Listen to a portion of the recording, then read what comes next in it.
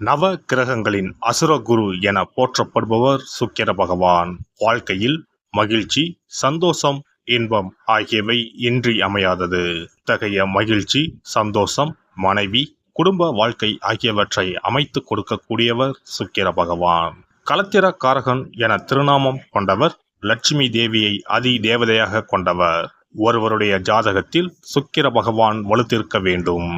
ஜாதகத்தில் இவருடைய சேர்க்கையும் நன்றாக இருக்க வேண்டும். இல்லை என்றால் பலவிதமான பாதிப்புகள் ஏற்படும். குறிப்பாக சனி பகவான், ராகு பகவானுடன் சுக்கிர சேர்க்கை ஏற்பட்டால் அந்த ஜாதகரின் இல்லற வாழ்க்கை சிறப்பாக அமையாது. பல பாதிப்புகள் ஏற்படும்.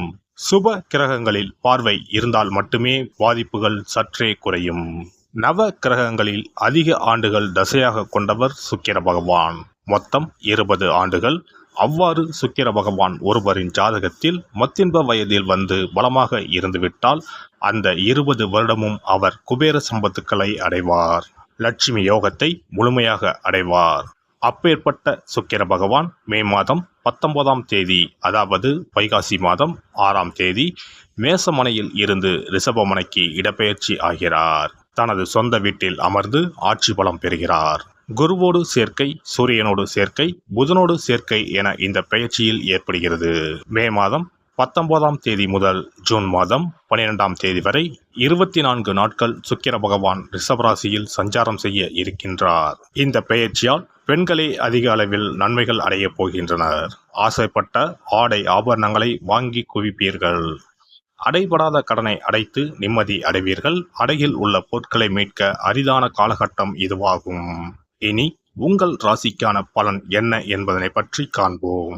சுயநலம் இல்லாத வாழ்க்கையை தாரக மந்திரமாக கொண்ட மீனராசி அன்பர்களே, இந்த பெயர்ச்சியால் செலவுகள் குறையும், பணவரத்து அதிகரிக்கும். எதையும் எதிர்த்து நிற்பதை தவிர்த்து அனுசரித்து செல்வது முன்னேற்றத்திற்கு உதவும். அடுத்தவர்களின் நலனுக்காக உழைக்க வேண்டி இருக்கும். சொத்துக்களை வாங்கும் போதும் விற்கும் போதும் கவனமாக இருப்பது நல்லது. இடமாற்றம் உண்டாகலாம். ஆடை ஆபரணங்கள் சேரும். தொழில் வியாபாரம் சற்று நிதானமாக நடந்தாலும் எதிர்பார்த்த லாபம் கிடைக்கும். தொழிலை விரிவுபடுத்துவதற்கான வேகம் கூடும். சரக்குகளை வாங்கும் போதும் கவனித்து வாங்குவதும் பாதுகாப்பாக வைப்பதும் நல்லது. பங்குதாரர்களிடம் இருந்து வந்த பிரச்சனைகள் அகலும். உத்தியோகத்தில் இருப்பவர்கள் கூடுதலாக பணியாற்ற வேண்டி இருக்கும். பதவி உயர்வு கிடைக்கலாம். சக ஊழியர்கள் உங்களுக்கு ஆதரவாக இருப்பார்கள். மேலிடத்துடன் இருந்து வந்த கருத்து மோதல்கள் அகலும். குடும்பத்தில் இருப்பவர்களுடன் கோபப்படாமல் நிதானமாக பேசி அனுசரித்து செல்வது நல்லது. சகோதரர் வகையில் உதவி கிடைப்பதில் தாமதம் உண்டாகலாம். உடல் ஆரோக்கியத்தில் கவனம் தேவை. கணவன் மனைவிக்கு இடையே இருந்த மனஸ்தாபம் நீங்கும். விருந்து நிகழ்ச்சிகளில் கலந்து கொள்வீர்கள். வீடு மனை வாங்கும் யோகம் உண்டாகும். பெண்களை பொறுத்தவரை ஆடை ஆபரணங்கள் வாங்கும் எண்ணம் அதிகரிக்கும். நிதானமாக பேசி மற்றவர்களிடம் அனுசரித்து செல்வது காரிய வெற்றிக்கு உதவும். அரசியல்வாதிகள் கட்சியின் மேலிடத்தில் கணிசமான ஆதரவை பெறுவீர்கள். அதே சமயம் தொண்டர்கள் உங்களிடம் சற்று பாராமுகமாகவே நடந்து கொள்வார்கள். அதனால் கோபப்படாமல் விவேகத்துடன் விட்டு கொடுத்து செல்லவும். அவர்களின் தேவைகளை பூர்த்தி செய்து அவர்களின் மனங்களை வெல்லவும். கலைத்துறையினருக்கு அனைத்து வேலைகளும் சுமூகமாக முடியும். உங்களை தேடி புதிய வாய்ப்புகள் வரும். திறமைகளை வெளிப்படுத்துவதற்கான சந்தர்ப்பங்கள் தாமாகவே அமையும். பொருளாதார வசதிகளில் முன்னேற்றம் ஏற்படும். புதிய வாகனங்களை வாங்குவீர்கள். மாணவர்களுக்கு கல்விக்கு தேவையான உபகரணங்கள், புத்தகங்கள் வாங்குவீர்கள். கூடுதலாக நேரம் ஒதுக்கி பாடங்களை படிக்க வேண்டி இருக்கும். நட்சத்திர பலன்கள். பூரட்டாதி நட்சத்திரம். உங்களுடைய வேலைகளை பிறரிடம் ஒப்படைக்க வேண்டாம்.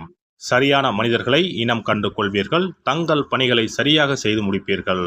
பண தேவை அதிகரிக்கும். எதிலும் உடனடியாக முடிவெடுக்க முடியாமல் தடுமாற்றம் உண்டாகும். வேலைப்பளு அதிகரிக்கும். குழந்தை பாக்கியம் கிடைக்கும்.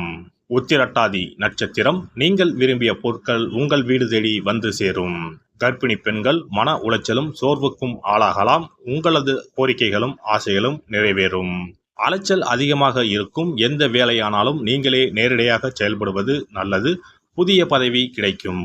ரேவதி நட்சத்திரம். அறிமுகம் இல்லாதவர்களிடம் வரவு செலவு வைத்துக் கொள்ள வேண்டாம். பழைய பாக்கிகள் வசூலாகும். நீங்கள் எதிர்பார்த்த உதவிகள் வந்து சேரும். உங்களுடைய வேலைகளை பிறரிடம் ஒப்படைக்க வேண்டாம்.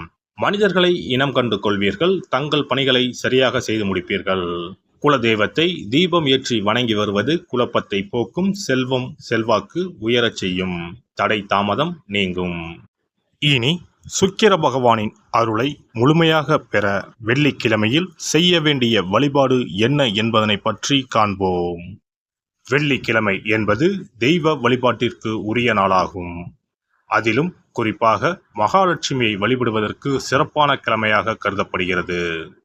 நமக்கு செல்வத்தை வாரி வழங்கக்கூடிய மகாலட்சுமி தேவியும் குபேரனும் நம்முடைய பூர்வ ஜென்ம கர்ம வினைக்கு ஏற்ப பலாபலன்களை கொடுக்கிறார்கள்.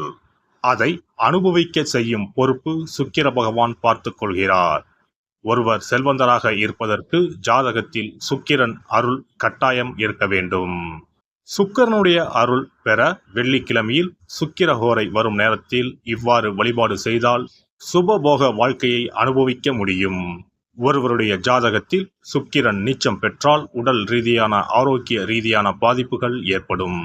சொத்து சுகங்கள் எவ்வளவு இருந்தாலும் அதை முழுமையாக அனுபவிக்க முடியாமல் செய்துவிடும்.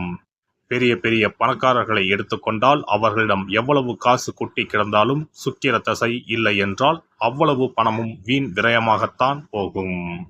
குறிப்பாக மருத்துவ செலவுகள் செய்தே சொத்துக்கள் அழியும் நிலை வரும். இதற்கு சுக்கிர பகவானுடைய வழிபாடு நல்ல ஒரு பலனை கொடுக்கும். சுக்கிர பகவானுக்கு வெள்ளிக்கிழமை என்பது உரிய தினமாகும். சுக்கிரன் அருள் பெற வீட்டில் வெள்ளி பொருட்களை பயன்படுத்துவது நலமாகும். வெள்ளியில் சுக்கிரன் வசிப்பதாக ஐதீகம் உள்ளது. வெள்ளி பொருட்கள் கொண்டு பூஜை செய்தால் சகல சௌபாக்கியங்களும் உண்டாகும்.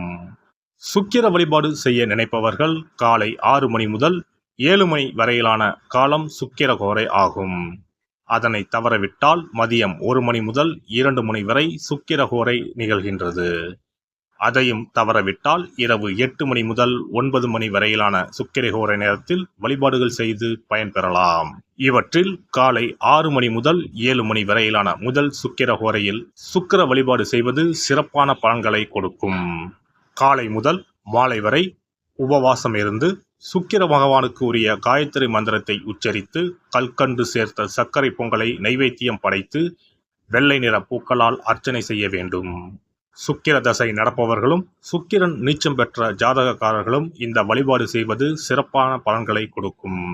சுக்கிர தசை நடக்கும் பொழுது சுக்கிர வழிபாடு செய்து வர வருமானத்தை சுகமான வாழ்க்கை வாழ்வதற்கு உரிய வகையில் பயணிக்க செய்யும்.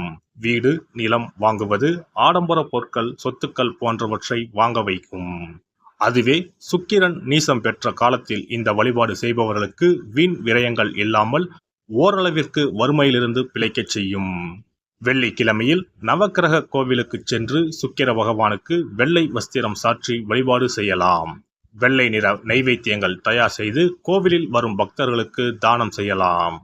இவ்வாறு செய்து வர சுக்கிரனின் முழு அருளும் கிடைக்கப் பெற்று வாழ்வில் உயரிய நிலையை அடைவீர்கள்.